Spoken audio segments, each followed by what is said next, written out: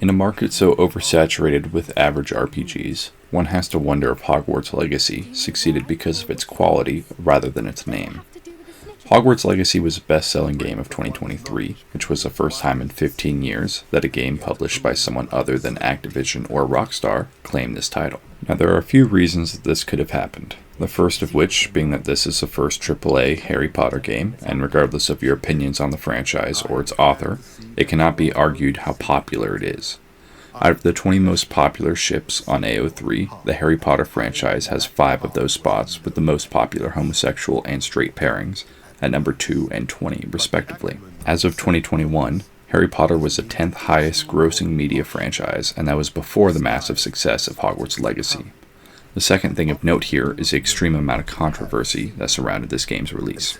J.K. Rowling, the author of the Harry Potter books and mastermind behind the worst addition to a franchise after Disney's gross mishandling of Star Wars, in mid-2020, she tweeted several opinions that were generally received as transphobic. Now, I'm not here to tell you how you should interpret these tweets or how you should feel about them. That's your prerogative.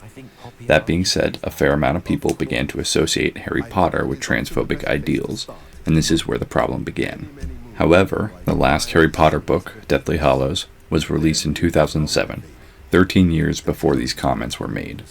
It was not uncommon to see people saying that they felt betrayed and that they could no longer enjoy this franchise. Well, while those people are welcome to that opinion, it is foolish to say the least. Harry Potter is a fictional character. He is not J.K. Rowling. He does not share her opinions, and more so, you can imagine him however you'd like. For example, I really doubt that J.K. Rowling wrote the characters of Sirius Black and Remus Lupin with the intention of them being homosexual, and yet it's one of the most popular ships on AO3 and has been for quite some time. My point is that you can dislike Rowling and what she stands for, but that doesn't mean you have to abandon your love for the franchise or its characters. So when the game was rearing up to launch, a lot of people made it clear that they would consider supporting the game to be a transphobic action. There was even a website that listed people who had played the game. This was eventually taken down, well, because of its similarities to other lists, and the game sold 12 million copies within the first 2 weeks.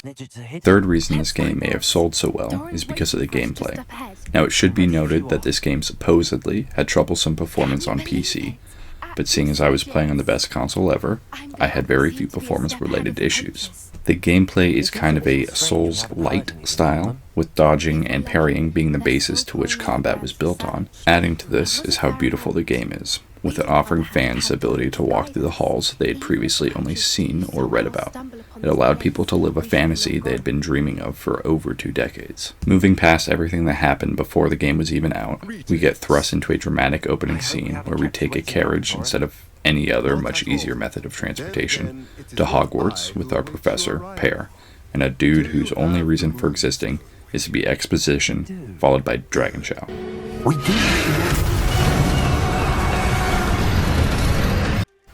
We meet the leader of the Goblin Rebellion, Ragnarok, no copyright infringement there, and discover that we're the Chosen One. Hey, she's only interested in you because she thinks you're the Chosen One. But I am the Chosen One. Now we have some sort of ancient magic that essentially lets us do, well, more damage. Yeah, so ancient magic is just a plot device that's never explained. We have it, Surtur wants it, and despite the fact that he's trying to get it, there are 4 portraits who just jerk off all semester thinking that we're as evil as some chick a couple hundred years ago. And they would be right. Look, here's the thing. This game does not have a morality system, and in fact doesn't even acknowledge the insane amount of murder your character does, even without the killing curse. Bombarda would break bones at the very least, then blast holes through people with ease. Diffindo can cut cleanly through a person. Flipendo could cause someone to break their neck.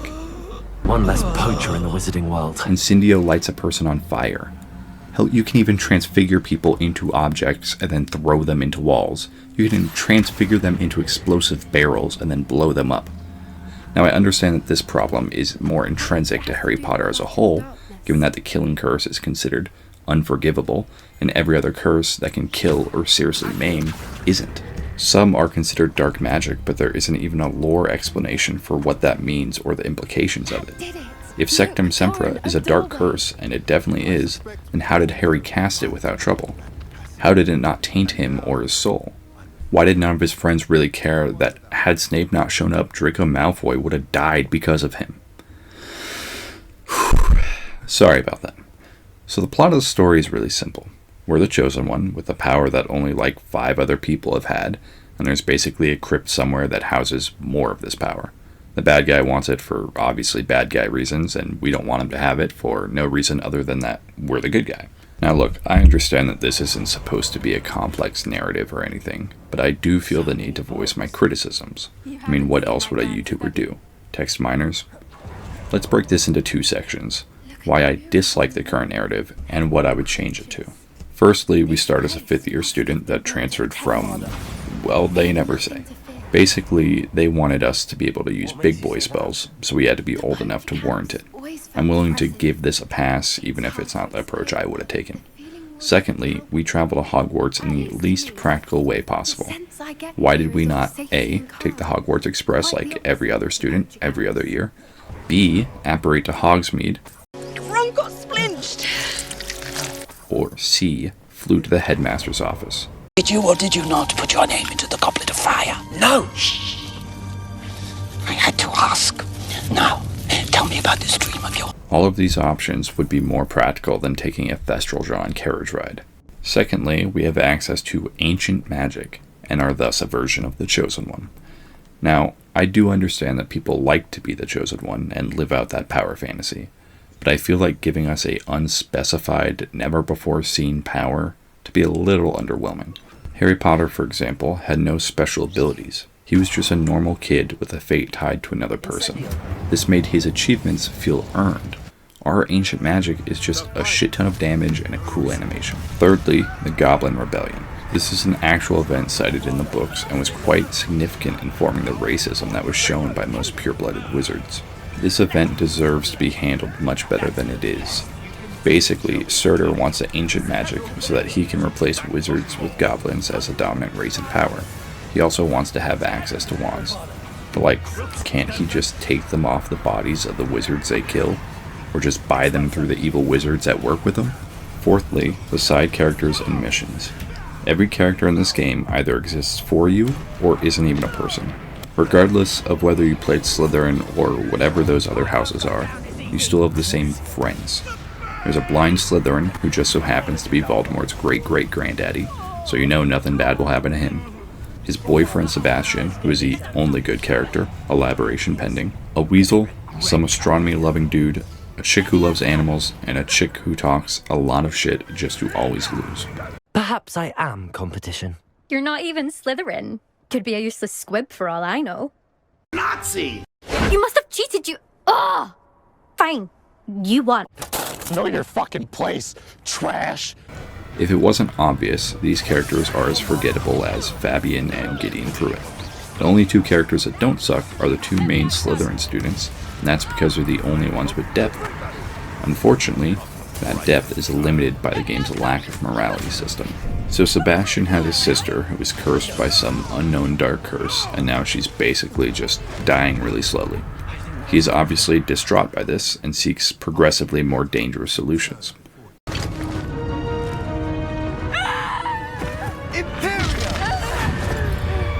This is where we learn the unforgivable curses from, and I will say I'm very mixed on this for a couple reasons.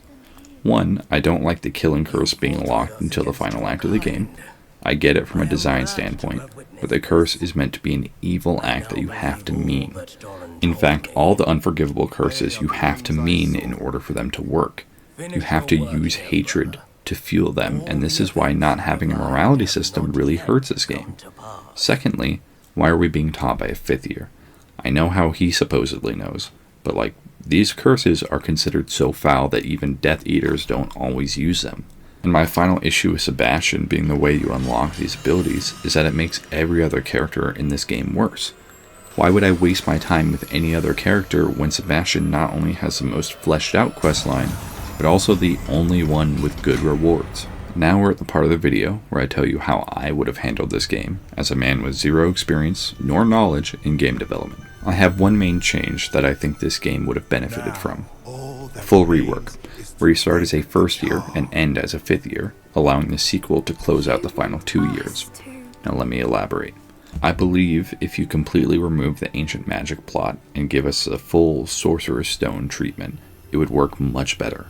I'm talking give us parents, give us a walk through Diagon Alley, give us a Hogwarts Express. Now this sounds like a lot of work, for sure, but if you cut out all the trial chambers from the ancient magic subplot, then we can focus more on our character and their connection with other people. Firstly, this game should start off by giving you the option of your blood standing. Either pureblood, half-blood, or Muggleborn. This will play a big part in the story. So you start the game with a blood standing that allows firstly some extra traits and secondly extra dialogue.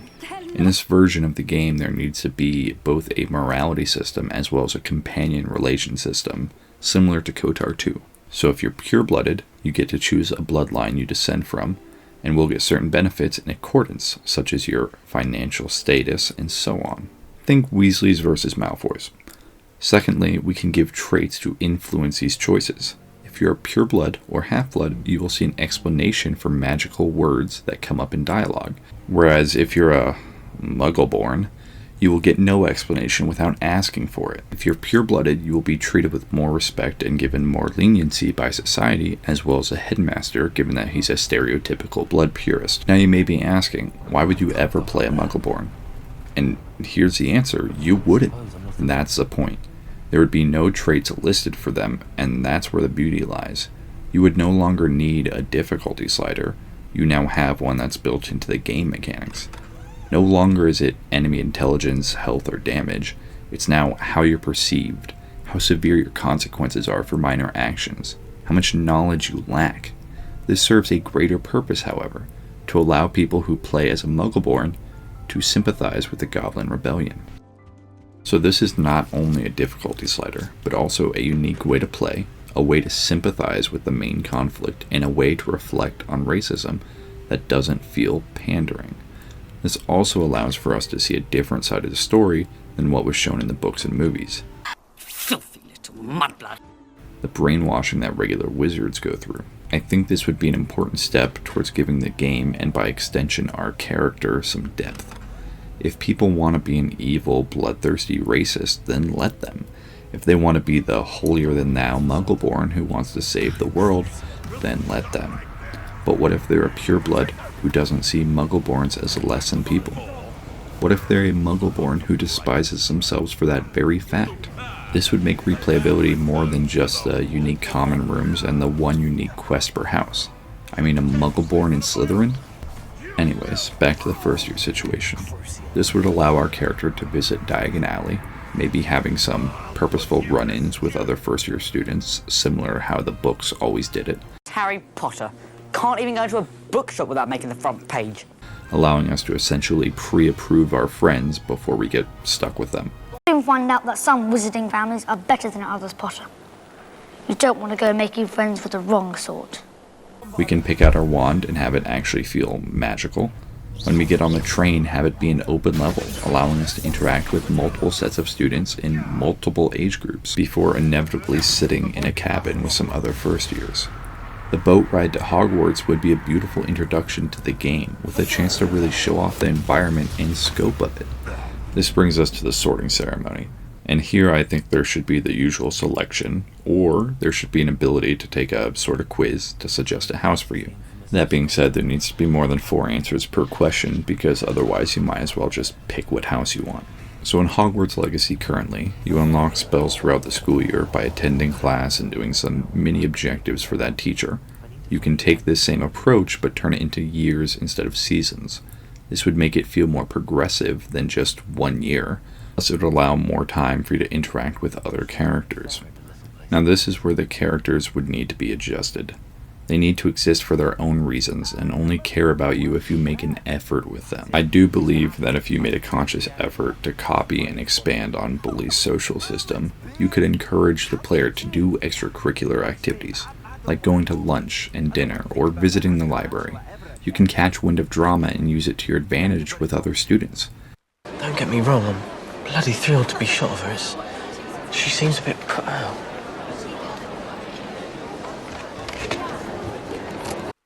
Maybe you bully someone into doing your homework, or help them in potions in exchange for help in herbology. This would be a time-consuming system to make, but it would so drastically improve the game and allow for an easy sequel. Speaking of that, the story. I believe that you should enter first year prior to the Goblin Rebellion. You spend most of the first year just learning and experiencing Hogwarts. It's Leviosa, not Leviosa. Second year, you start to catch wind of the rebellion, most likely through either Slytherins or Ravenclaws, since they would most likely have parents in the Ministry of Magic. My father will hear about this. This would also be the year where you can start playing Quidditch, intramurally, of course, because Harry Potter and Draco Malfoy are said to be the youngest players in Hogwarts history. Third year should be right before the rebellion kicks off, with tensions rising on both sides and perhaps some overlapping blood purity movements escalate. This would be where the past 2 years of your interactions with other students will start to really matter. Maybe you're friends with both purebloods and muggleborns. Well, now you're being pressured to pick the right sort. You don't want to go making friends with the wrong sort. This would be the first year you can actually make the Quidditch team, but I don't think it should be guaranteed. Make it hard. That way if people have been practicing the year prior, they might be good enough to make it. Fourth year is where the game will really kick off, and the length will reflect it. This is when the rebellion kicks off, and sides are drawn. Tensions have reached a head. Fights break out in school, and bullying escalates to hate crimes, with the hospital wing getting filled with students who know it will only be worse if they snitch. This will fill every passing moment with tension, and will force you to pick a side. There's no innocent party here, and that's when the player can create the nuance. All that work you did to befriend different NPCs can now be undone immediately just by picking the wrong side. It's here that the professors start to pick a side, and you see the corruption trickle down from the Ministry to Hogwarts. Not all the professors, mind you, but certainly the headmaster, who is again a notorious blood purist. This brings us to fifth year, which I believe should be the longest of the years. This would be the climax. But this time, we've grown with the characters. We see the lines that have been drawn in the sand, and we could cut the tension with a knife. This is where the payoff happens. This is where we're at our full strength. I think that to open the fifth year with a bang, we should see the sacking of Diagon Alley. I'm not talking massive destruction, but let's say we go there to buy some new books or robes or maybe a broom, and what do you know? Good old Ragnarok shows up and starts offing wizards. I'm not talking injuring, I'm talking killing. Imagine trying to hold your own just to see that you're ill-prepared to face them, and the dark wizards that may have teamed up with them. The situation ends with you running away, green light streaming past you, but then you trip over a body, your wand goes flying. You look down and it's one of the older students in your house that has been helping you throughout the years. You try to summon your wand, just to have it redirected into the hands of a dark wizard. He cackles. No one to share in my victory. His wand raised. The tip begins to glow, that same green you see tinting the air around you. But before he can take your life, your friend takes his. Now this, I think, should be whatever character you're closest to at the time. So whoever you have the most relation with that isn't a love interest. This, I think, should give you some agency, because here for the first time, this conflict feels real. It's no longer something that you just talk about in the hallways. It's now claim the life of one of your friends and the soul of another. This puts you in a situation where you have to decide if what they did was right morally. Why didn't they disarm them? Well, what if the bad guy blocked it? Then you'd both likely die. There's no right answer here, and the moral implications don't stop there. What if the person you're closest with you recently had an argument with? Perhaps due to opinions on the rebellion, or your blood, or how they or you are treating other people. The possibilities here are limitless. Following this, you get on the train and have to deal with the fallout of what just happened. People died. Opinions turned to reality. The consequences of every choice you've made up to this point are laid bare. Every choice you have made has led you to this moment. If you had supported the rebellion before, citing perhaps that they deserve rights, well now people will blame you for their friends that died. And add to that whatever your blood standing is, This can add a lot of tension to the game, and most of it has been created by the player. Their actions and beliefs are the reason people like or don't like them.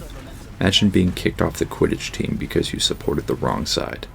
Imagine people burning your homework because of it. The idea is for you to feel out of your depth. People talk more, the news gets worse, the fighting escalates. Right before Christmas break, you go to Hogsmeade. It gets attacked. Almost as if attacking the children will make the ministry give in to the demands. This is when the game gives you the biggest choice. As everyone's running and spells are flying, you manage to sneak into an alley, and that's where you see a dark wizard standing over the person who has bullied you the most. There's no one else there, no one to witness what you will do. You know the spell. You know the spell, Harry. What do you do? Kill the dark wizard, saving your classmate? Turn back the way you came with clean hands and one less enemy? Or do you kill the dark wizard, saving your classmate, just to turn your wand on him? You have to mean it. You've got to mean it, Harry. If anyone could, it would be you. Moving on from the defining moment of your character, you'd see Hogwarts get locked down tight, and what used to be an opinion is now an insult. Quidditch is cancelled and leaving the school is forbidden. This would create an atmosphere of dread, a Chekhov's gun if you will. The story would have to end here at the end of 5th year, and the sequel could easily pick up for the final 2 years and possibly your post-Hogwarts life. The idea here is to make people invested in something other than the beautiful environment and the combat, because that's really all the current game offers. To summarize my thoughts on the story, I found it to be background noise to solid combat and a beautiful environment. I don't remember the names of the keepers, I don't remember the name of any classmate outside of Ominous and Sebastian, I don't remember the names of the bad guys, and I don't actually remember the story, I had to look it up. The game is a little over a year old, so not being able to remember so much about it is disappointing to say the least. Moving away from the story, I want to talk about the best part of this game, the combat.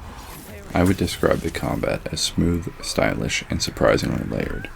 The combat consists of a basic attack, 13 combat spells, and 3 unforgivable curses. These combat spells are sorted into 3 categories: control, force, and damage, and are color coordinated. These spells, while having unique effects, are more often than not significant because of their category. Most enemies, at least later in the game, will have a shield that corresponds to one of those colors and will require you to hit them with any spell from that category to remove the shield and allow for damage to be dealt to them. This requires you to either actively have one of each category in your 4 spell slots, have another set of spell slots unlocked that you can swap to, or use an unforgivable curse which will bypass all shields. The goblin enemies use medieval weaponry like crossbow, axes, and explosives, favoring to overwhelm the player. Dark creatures typically travel in packs, with at least one major enemy and several smaller, faster ones. There are, however, some bigger dark creatures that are slower and more dangerous, such as trolls or accumantulas. These bigger enemies can be very spongy, but like the humanoid enemies, can be killed instantly with the killing curse. This is, however, where the layered part comes in. A lot of enemies have a secret critical counter. For example, if you use Flipendo on a troll after he slams his club into the ground, it'll do major damage. The problem with the combat is it just feels almost spammy. You really just blow your load and then either basic attack or roll until you get them back. Now I know you can have other spell loadouts and swap to them easily in combat, and if you do that, sure, you rarely have downtime on spells, but that's kind of my problem. I think this game would benefit a lot from going the boss route versus the room route. When Dumbledore and Voldemort fought at the end of Order of the Phoenix, that was super cool and you saw a lot of ingenuity from both parties.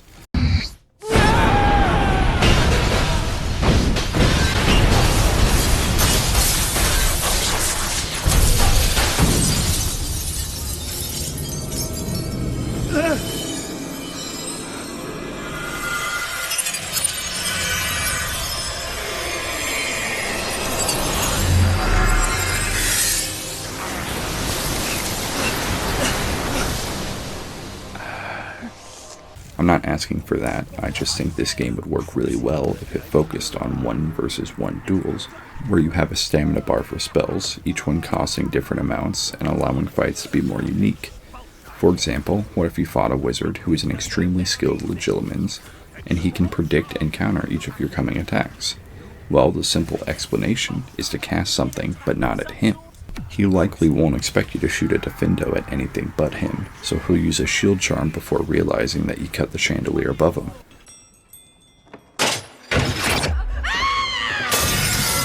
Maybe he manages to use a spell to stop its momentum, or maybe he just shatters it into a million pieces.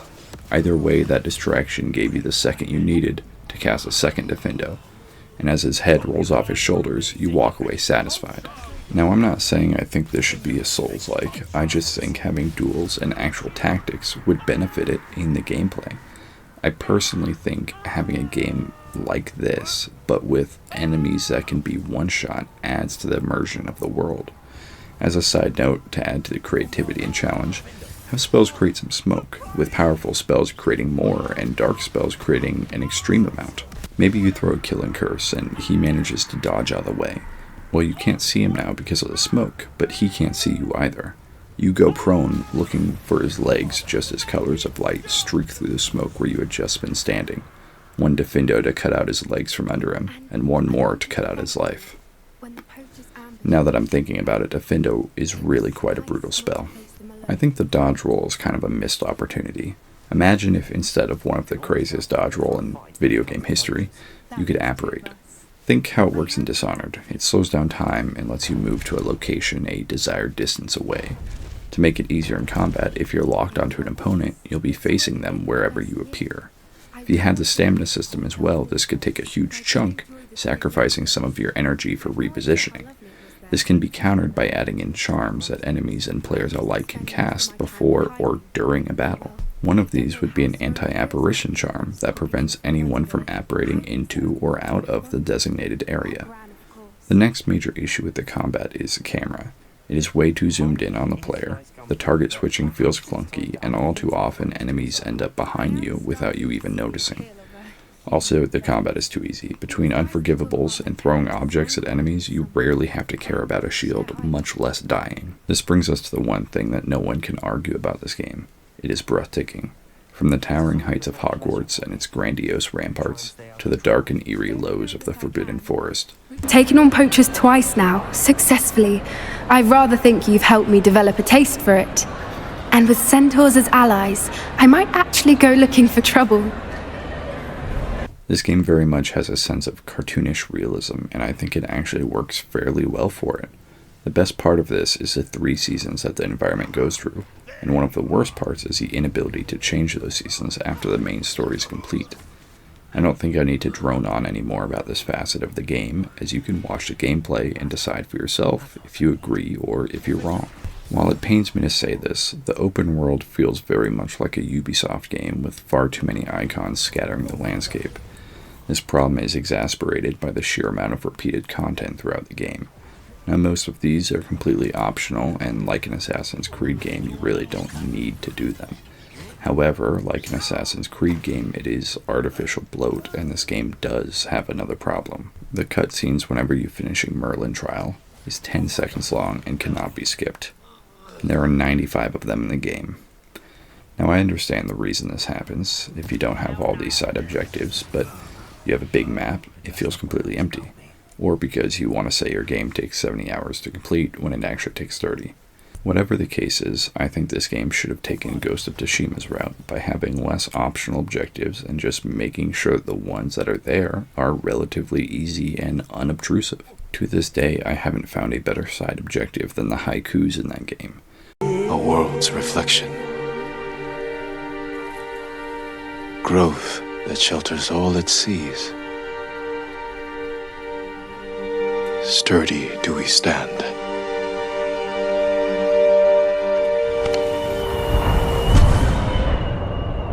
The only purpose of these objectives is to allow the player to enjoy the environment and to connect them with the main protagonist. This was a side objective I actively sought out because it made me feel like I was in the game. like I was actually reflecting on what was being said. Furthermore, the Merlin trials are typically puzzles, and in a game that's already chocked full with too many of them, I don't want any more. Next up on my list of complaints, I don't like the room of requirements place in the game. You can make a cool room, and I like that part, I do. What I don't like is how you have to go there to create potions, groom, and get resources from magical creatures, and mainly to identify mysterious loot. I understand that this part of the game forms the end game, with farming being necessary, but to be honest, I don't think the game is all that hard even without upgrades, especially if you're using the dark arts perks because they're ridiculously busted.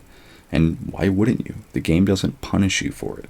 I suppose what I'm trying to say is it feels like a boring requirement, but a fun option. Take growing plants, for example. They serve the purpose of turning you into Neville Longbottom, and that's cool. I don't like having to brew healing potions every 15 seconds, and I certainly don't like the tedious task of caring for your animals, though. Now I feel strange about this point because I could just not be as acclimated as I was a year prior when I put a full 24 hours into the game. But the camera felt really clunky when I was recording footage for this video, and I think it's the zoom. The game makes you feel really close to your character, and I think given the game's frequent tight spaces and fast combat, being this zoomed in and without an option to change that kind of bothers me. I think something akin to Black Myth Wukong, which I've seen to have a bit more zoom out, would benefit this game significantly, or at the very least an option for it.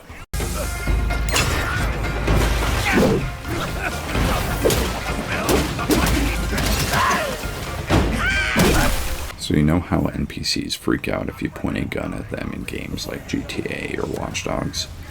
Yeah, well this game needs to learn how to code that in, because I shouldn't be aggressively casting spells at and around people for them to not react to either the action or the impact of the spell. You can straight up cast a bombarda inside of a person and they don't move a muscle. Sometimes you'll get a response like watch it, but I want it to feel like they're alive, not like they're a robot. Also, you can walk through some of these NPCs, like they have no collision. Sticking with characters, this point is going to piggyback on what I mentioned in the story section, but most of the characters in this game aren't real characters. They're not interesting. They don't really have any depth past their one positive trait, and if you're not doing their quest, you basically never see them. And it's that last one I really want to hone in on. Since Bully 2 is apparently never being made, the Hogwarts sequel has a chance to be its spiritual successor. I'm talking every character has a name and you see them in classes which you have to attend or risk being caught. The problem is that Hogwarts Legacy feels like GTA with magic, but it's not even up to the standard that GTA games are held to these days, considering that I can remember the names and traits of characters in those games and not this one. I want to take a moment to show that I do actually like this game. Firstly, I beat the game, and it wasn't because of journalistic integrity or because I'd feel guilty about buying it and then dropping it after an hour or two. I finished the game because I was having fun. If it wasn't obvious, I love the Harry Potter franchise, and that was a big reason I kept playing. Even if the game has some flaws, I enjoyed the combat a lot, and the puzzles were not always annoying.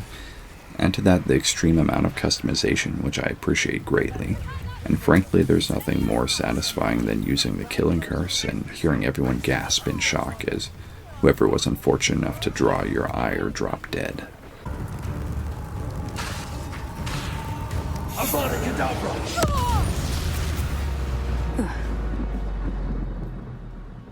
This game nails the atmosphere. All the spells feel authentic and feel useful. Outside of purely damage values, not a single spell isn't amazing, especially when you combo them together. I'll skip the scenery glazing since I've mentioned it enough, but whoever designed this game loved the franchise, because the buildings feel like they were given meticulous care and the books were obviously referenced a lot. This needs more credit in a world that cares increasingly less about the source material they adapt things from. So when I tried to enter the girls' dorms and the stairs turned into a slide, that made me smile. When I had to tickle the pear to enter the kitchens, or watching a snake reveal the Slytherin common room, I love how many magical creatures they squeezed into this game, and just how strangely magical the world is, with things being stacked ridiculously high or having the TARDIS effect. Look at this. Go on, say it. Most people do. Smaller on the outside. Okay. That is a first. It's all these small things that make you love the game in spite of its flaws. In short, the game may not do everything as well as it could. What have you done? But you cannot say that the people who made this game didn't love it. This game is filled with a passion that I can only hope they'll expand on in the upcoming sequel. Speaking of the sequel, there were some rumors flying around that it would be a live service game. Now, based on the immediate backlash, I would like to think that idea is squashed, and as such won't touch on it. It shouldn't be a live service game, but you already knew that. So if we accept the game and its story as it currently is in early fall of 2024, I can only see two paths ahead for them. Either continue the story where it was left off, or create a new story, obviously. Given the way Sebastian's story was left open-ended, specifically makes me think we're likely going to get a story continuation. So what would I do with the story? Well, to be honest, I didn't listen to the ancient magic story enough to know where we even left off or what it meant. So personally, I'd bury that shit. Let the past die. Kill it if you have to. Let the past die. Kill it if you have to. Here's the problem. You've already burned a good conflict, and there's no way you're going to make another antagonist want the same thing but be more interesting. So I would just move past that stuff and focus on improving everything else. I'd recommend mimicking Jedi Survivor, which did an amazing job at taking everything you learned in the previous game and expanding on it. I think stances are actually a good concept and one that would work just as well with wands as it does with lightsabers. Here are 4 stances I came up with really quickly just to give you an idea of how this would work. Think an archaic overhand stance, aka the scorpion stance. This has your hand positioned above your head, pointing downwards, allowing for better aim, making you essentially a glass cannon. You can't block, you can only perfect parry and roll. This gives a risk equal to the reward. Next, I think the standard grip we see in the game and the movies, the Western standard if you will. This allows you to conserve energy, allowing less stamina drain on attacks, as well as blocks. Let's give some love to other schools here and try the Durmstrang dagger. For this one, you grip up on your wand, running your pointer finger along the edge, stopping just shy of the tip of your wand. This allows for extremely fast, light spells, but costs more stamina on heavier spells, and you're slower when switching targets. Finally, I give you the French fluidity. For this one, you hold the wand angled at your side like a sword. This stance is all about movement, with every attack being a wide sweep or cut. This stance is slower, but covers more area, so the enemy is forced to perfect dodge or block. This stance also incorporates a lot of spins, and is almost reminiscent of a classic ballet. In short, with every attack, you actively move, making dodging easier. Now these are just some ideas I came up with in 5 minutes, but I think the concept is solid. You don't need to change the spells at all, it's just new animations and a completely different way to play. Furthermore, I think having house-specific traits would be a neat addition that encourages replayability. Since I doubt the game will have anything close to a dialogue tree, we'll stick to combat. Slytherins, with their cunning, get a slightly bigger parry and dodge window. Gryffindors, with their bravery, get more damage negation and health. Ravenclaws, with their intelligence, get higher crit chance and damage. And Hufflepuffs, with their patience, get greatly increased parry damage. These perks allow you to connect with your house a bit more and change up how you might approach combat. And you can even make master traits for when people get to be a high enough level. Slytherins deal more damage with any dark curse. Gryffindors, upon falling below half their health, gain increased attack speed and damage negation. Ravenclaws, upon successfully landing a crit, continue to land crits on that enemy until they take damage. And Hufflepuffs may summon a magical companion to aid them in battle. Now as for the story specifically, I'd bring back the Triwizard Tournament. It was discontinued at some undisclosed time after 1794, so we're in the right time period for it. Additionally, it would make learning stances from other parts of the world make more sense. At long last, I will cease my ramblings. To conclude, I think Hogwarts Legacy is a fantastic game at its core with some flawed execution. That being said, I have no doubt that they'll improve the sequel, and I, for one, eagerly await its release. One less poacher in the wizarding world.